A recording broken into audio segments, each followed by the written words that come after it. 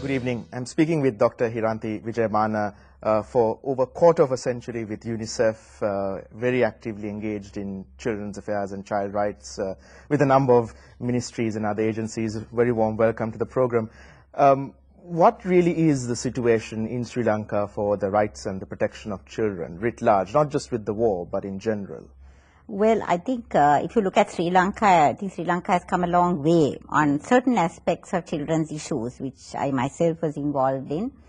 A lot of it connected with health issues, things like immunization, diarrheal diseases, then polio eradication, elimination of measles, those kinds of programs in the 1980s. What we used to call the child survival revolution, and I think a large part of the success of those programs went into the health ministry, which had a very wide, which has still a very wide network of maternal and child health services. So when this revolution is a Sri Lankan phenomenon? Well, it was a global. It was a global one. It was a global one, you know, to look around all over the world and try to do something for children, to help children to survive, to grow, to develop.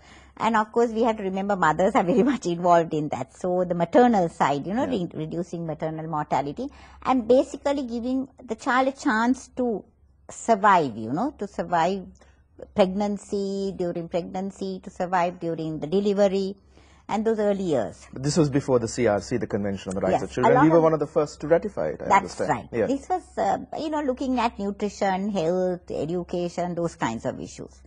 So to a large extent, that's exactly true. When the Convention on the Rights of the Child came about in 1989, and Sri Lanka was one of the first countries to actually ratify the convention, the whole scenario, in a sense, changed, because I think for the first time we looked at children as a sort of an entity, a group also having rights.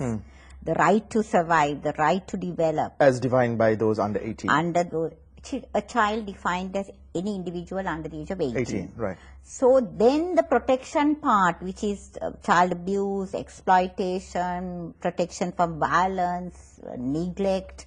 It also included things like situations of armed conflict, the whole recruitment issue.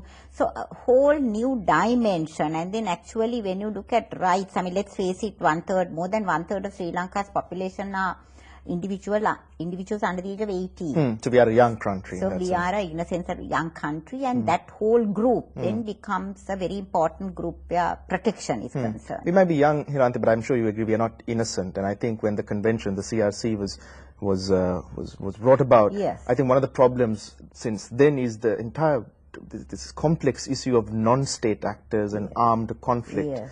And children in them, not just as child soldiers, but in the entirety of it, as cooks, as in positions of sexual slavery and bondage, you know, backstopping the armed conflict as well, even though I think most of it we hear is of children in armed conflict, actually cadre. I mean, how does one grapple with this, well, really? You see, when you look at protection, I think we need to remember that there are two parts to protection.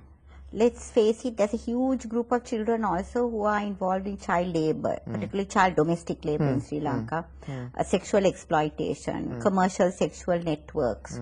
So, and also children, unfortunately, who are also abused in homes, families, communities, schools, maybe religious institutions, and who are unable to articulate that issue. Before I forget my question, I mean, just on that point, though, I'll let you continue. Is it any higher than, say, comparatively speaking at looking at South Asia or the rest of the world? I think it's very interesting, and I would like to actually, I think Sri Lanka needs to be given some kind of credit to the fact that Sri Lanka is one of the first countries actually in South Asia to raise this issue. It came after a meeting in Stockholm on sexual abuse.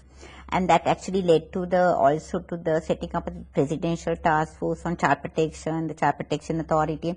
And although it's not a very pleasant thing to say that our children are being sexually abused or they are in child labor, but I think we had the courage to openly admit that. And from what we know, can you compare with other countries in the region? I think the problem is that in other countries, you see, when you have statistics, it could mean that you have brought the problem into the open, and you don't have statistics because no one talks about it. It doesn't mean it's not there.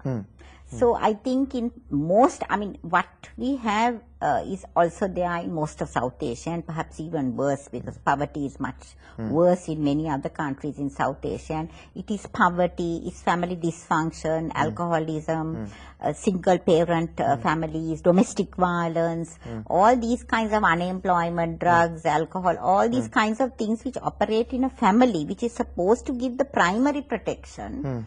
When that erodes, then the child becomes vulnerable to these kind of situations. Then the state really has to step in. Legal processes have to come in, protective care has to be given, and they become the upper custodians of the children, and they have to serve the best interest of the child. Is there reason to believe that the state is able to fulfill well, at the moment, I responsibilities? must say in Sri Lanka, I wouldn't say everything is 100%, but there are systems in place, and we need to work towards improving those. But at the end of it, it's supporting the family and prevention, I think, which is the real key. Now, in addition to these issues that I just mentioned, of course, there is a whole issue of the conflict. And of course, there are issues related to disasters. I mean, I'm sure tsunami, all of us know that in the tsunami, which I was also involved in trying to set up systems for children, over 6,000 children lost one or both parents. And over 6,000 lost one parent actually, and about 600 to 700 lost both parents. Now those children out there, they need to be looked after. There's this entire thing about orphans being adopted, and then... Yes, and there was Tsunami Special Provisions Act, which also, I must say, came out quite soon after the tsunami, which provides protection of these children, certain court processes, all that. But you know, all this on paper is fine, but then the actual implementation is something else. So what you say that as if there is a divide between the two, is there? There is a divide, and we are trying to reduce that divide. In what?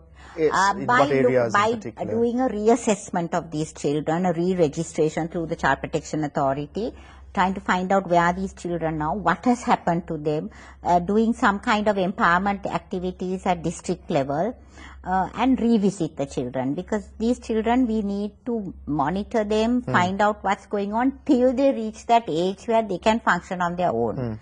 So that sort of process has started, and hopefully we can find out what's happening.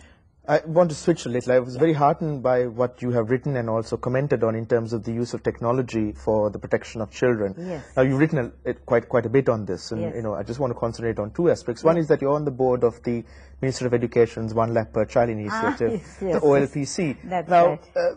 What news of that? There was a big cry when the first machines were brought, globally as well, not just in Sri Lanka. And as you know, and as perhaps some in the audience know, Nicholas Negroponte has got a lot of flack for this, and the OLPC, or the EXO laptop, hasn't, in my opinion, lived up to its potential, which is sad. But what's the situation in Sri Lanka? At the moment, the Sri Lanka situation is, certainly the World Bank has come in for the pilot scheme, and they are funding part of the initial shipment of laptops. Unfortunately, the private sector was supposed to also come in, and it was supposed to be done as a private sector joint venture. But all the commitments made by private sector organizations, and maybe for well-known reasons, haven't come in. But certainly there are a number of companies which have come in. The bank is involved. And I'm hopeful, because when you look at our schools, over 9,000 schools in this country, 1/3 are what are called small schools. These schools with 100 or less children, cut away from everything, in a village somewhere, maybe no electricity, no access to IT, no access to English, all these kinds of, you know, things which are so important in today's context. Now, this OLPC is really not a laptop in the sense of what we call a laptop. It's a learning tool. It's a learning tool. If we can give these kids in these small schools, it's fantastic. It's a little slow at the moment, but hopefully it will pick up.